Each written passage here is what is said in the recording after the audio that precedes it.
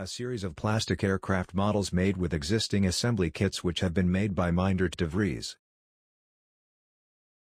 172nd Aurora issued a DC-9 in 1965. It was released in a few different boxes with different decals. I have a very rare Aurora kit number 356 with basic and inaccurate DC-9 decals of the Dutch KLM. A check of this kit revealed that the kit fuselage and wing are okay in dimensions for the Series 10 DC-9 10, 11, 12, 14, 15. In the 50s the jet age saw many new aircraft including airliner jets. The Douglas Company designed a single-aisle airliner for short to medium range. The DC-9-10 first flew on February 25, 1965 and entered service beginning 1966. The DC-9 had two rear-mounted Pratt & Whitney JT80 engines and had a T-tail. It was flown by two pilots. Over the years many DC-9 versions were developed with longer fuselage and many other upgrades.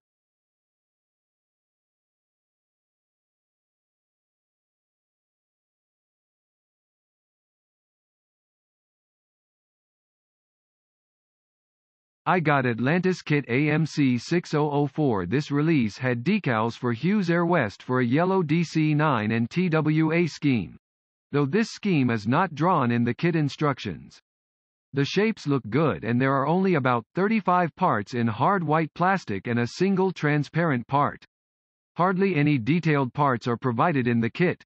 The cabin windows are molded closed so a decal should suggest the windows.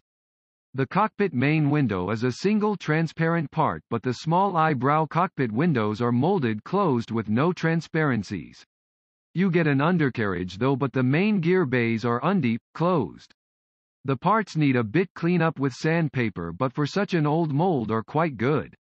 I removed any vague raised panel lines and filled with putty the small mold sink marks. In the cabin no details or parts are provided. As the cockpit transparent window is clear and quite large, it was decided to add a cockpit interior from scrap. With some plastic card, a bulkhead and floor was made and some bits from the spares box made it look better. Some light gray and other colors were painted. The wing of the kit has an incorrect cross-profile shape, but nothing can be done about this. But with adding a few small modifications, you will get a more accurate DC-915.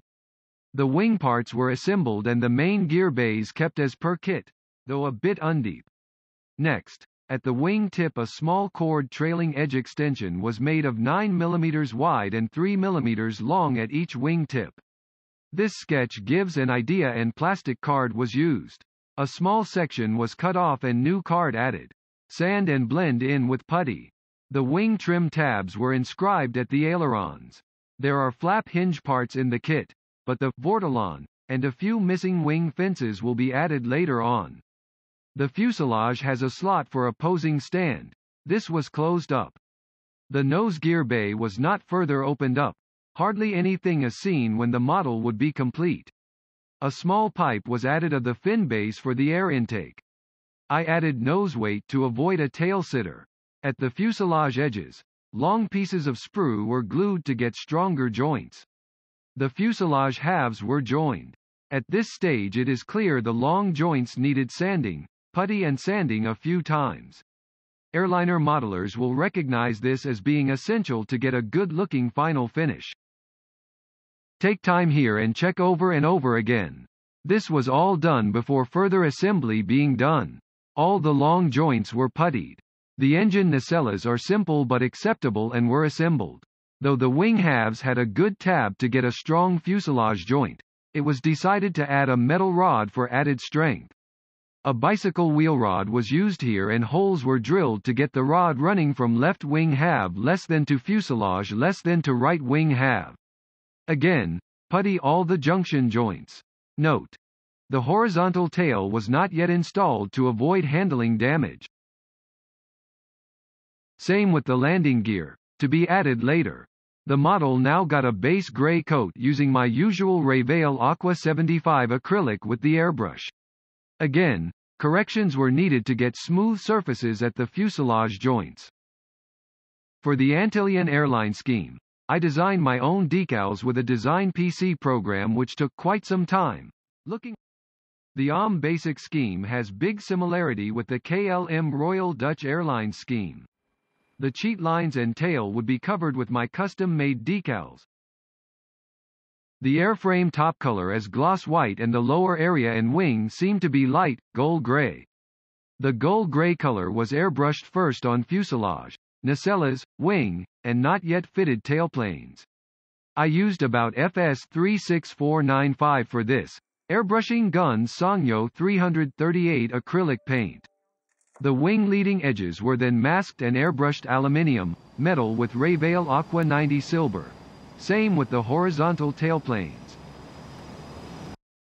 On the prepared sheet design, some extra spare decals were also set including a few other registrations and also the very early AUM scheme. I designed the cheat lines, longer, in order to have enough margin and started with the long mid areas. After the design was made, the decals were custom printed by a third party on clear decal sheet with an Oki 5-color laser printer, including the white sections. Seen here is my own drawing for the DC-9 scheme and the details. The model got a few layers of gloss varnish to get better decal adherence and avoid silvering. I airbrushed my favorite Johnson Future Pledge varnish thinned with some isopropyl alcohol. The printed decal is on one piece of decal film, so each decal had to be cut out with fine scissors and applied onto the model. Decaling takes quite some time, particularly at the rear fuselage and cockpit windows. The edges of the vertical tail needed some blue paint. For the darker blue I used Gunn Sangyo 322 and for the lighter blue paint a mix of 80% Rayvale Aqua 50 plus 20% Aqua 51 blues.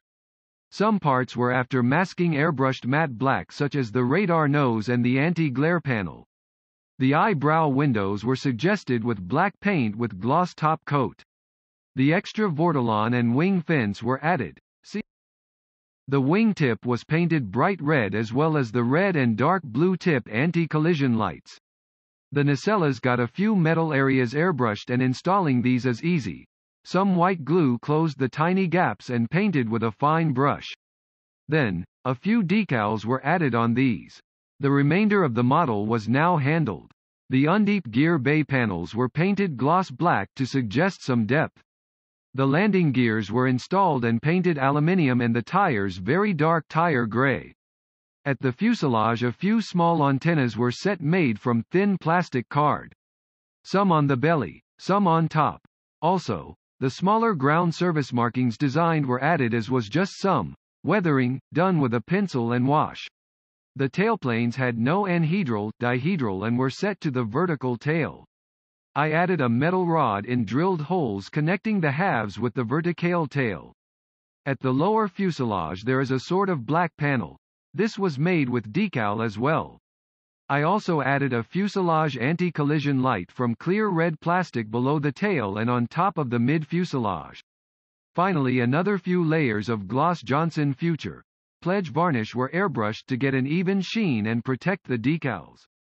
After so many years after seeing the first real AUM DC-9, a nice model was completed for the Antillean Airline DC-915 PJDNC named Curaçao.